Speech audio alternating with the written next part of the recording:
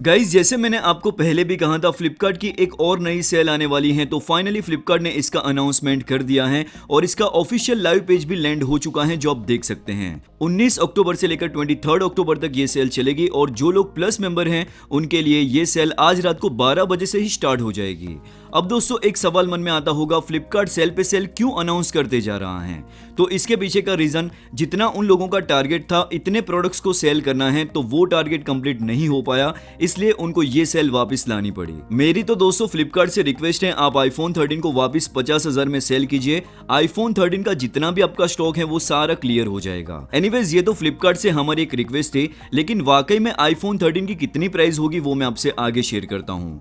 Bank discount की बात करें तो एसबीआई बैंक के क्रेडिट कार्ड पर 10% का डिस्काउंट है और फ्लिपकार्ट का एक्सिस बैंक का जो क्रेडिट कार्ड है उस पर आपको 5% का डिस्काउंट मिलेगा। अब दोस्तों जो भी मैं आपको आईफोन्स की प्राइस बताऊंगा वो फ्लक्चुएट होती रहती हैं, जैसे कि आईफोन 11 रेड कलर में, तो ये जो रेड कलर वाला वेरिएंट है उसका स्टॉक उनके पास ज्यादा है, तो ये लोग क्या करते हैं, उसकी प्राइस को कम कर देते हैं और 30,000 की प्राइस रेंज में उसे सेल करते हैं।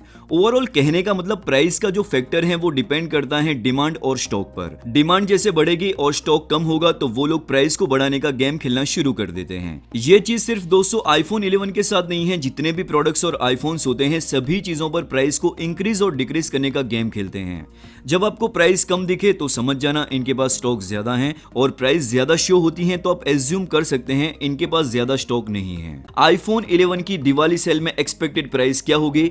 33,000 से लेकर 35,000 इस फोन की प्राइस रहेगी और इसके ऊपर एडिशनल कार्ड ऑफर। अगर आप आईफोन 11 लेने की सोच रहे हैं तो प्रोज और कॉन्स दोनों चीजें आपको पता होनी चाहिए, ताकि बाद में जाके आपको किसी भी टाइप की डिसअपॉइंटमेंट ना हो। सबसे पहली कमी, इस फोन में 5G का सपोर्ट नहीं है। दूसरी चीज, इस फोन में IPS LCD डिस्प्ले ऑफर की गई है। तीसरी कमी की बात करूं तो अगर आपका थोड़ा सा भी हैवी यूसेज है तो दिन में 2 मरतबा इस फोन को चार्ज करना पड़ेगा। प्रोस की बात करें तो परफॉर्मेंस और कैमरा क्वालिटी, ये दो चीजें इस फोन का सबसे हाईलाइट फीचर हैं। इसी के साथ 2 से 3 साल तक आप सॉफ्टवेयर अपडेट एक्सपेक्ट कर सकते हैं। अच्छी चीजें और कमियां दोनों चीजें मैंने आपको बता दी हैं, जिसके अकॉर्डिंग आप फैसला ले सकते हैं। नेक्स्ट क्वेश्चन, आईफोन 12 मिनी की दिवाली सेल में एक्सपेक्टेड प्राइस क्या होगी?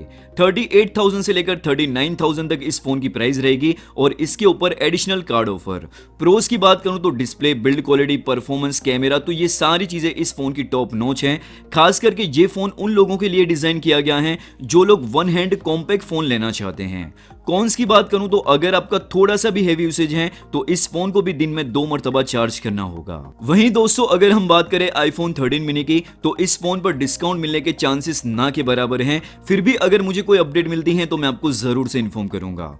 अब दोस्तों आ जाते हैं आईफोन 12 और आईफोन 13 को लेकर। तो सबसे पहले प्राइस पॉइंट की बात करूं तो आईफोन 12 को आप 45,000 की प्राइस रेंज में एक्सपेक्ट कर सकते हैं, जबकि आईफोन 13 को आप 57,000 से लेकर 58,000 में एक्सपेक्ट कर सकते हैं विदाउट कार्ड ऑफर।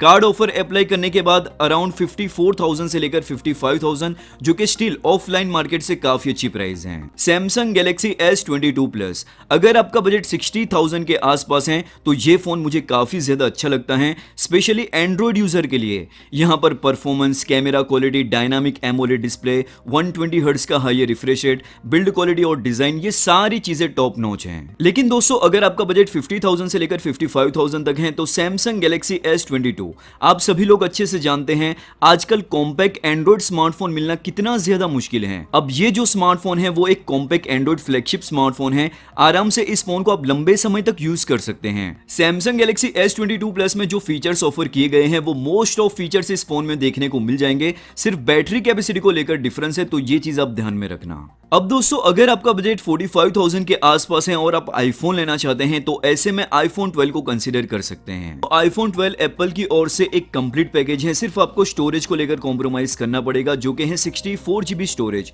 45,000 के प्राइस रेंज में ये काफी ज्यादा स्ट्रॉन्ग फोन है, क्योंकि अब आईफोन 13 का प्राइस भी ज्यादा है। Camera, display, build quality, performance कहीं पे भी कॉम्प्रोमाइज नहीं है। मैंने पर्सनली इस फोन को यूज किया है, पैसा वसूल आईफोन है। अगर आपको 64 GB से फर्क नहीं पड़ता तो आप आईफोन 12 को कंसीडर कर सकते हो, बट अगर आपको स्टोरेज ज्यादा चाहिए तो आईफोन 13 लेना, वहां पर आपको 128 GB स्टोरेज मिल जाएगी। अब ये चीज दोस्तों आपको यूसेज के हिसाब से देखनी होगी। 64 GB अगर आपका यूसेज है तो आप आईफोन 12 के साथ जा सकते हैं, और अगर आपको 128 GB की जरूरत है तो आप iPhone 13 के साथ जा सकते हैं। अब दोस्तों अगर आपका बजट 35,000 के आसपास है और आपको एक allrounder good looking curve display वाला फोन चाहिए तो वो है Vivo V25 Pro। तो ये थी दोस्तों आज की लेटेस्ट अपडेट जो मैंने आप तक शेयर करना जरूरी समझा। फिर भी अगर आपके मन में कोई भी सवाल बाकी रह जाता है तो आप मुझे नीचे कमेंट सेक्शन में या फिर इंस्टाग्राम ट्विटर पर आप मुझे फॉलो करके डायरेक्ट DM कर सकते हैं। मैं पूरी कोशिश करूंगा आपको रिप्लाई देने की। मैं आपका इंतजार करूंगा नेक्स्ट वीडियो में। तब तक के लिए take care and be safe.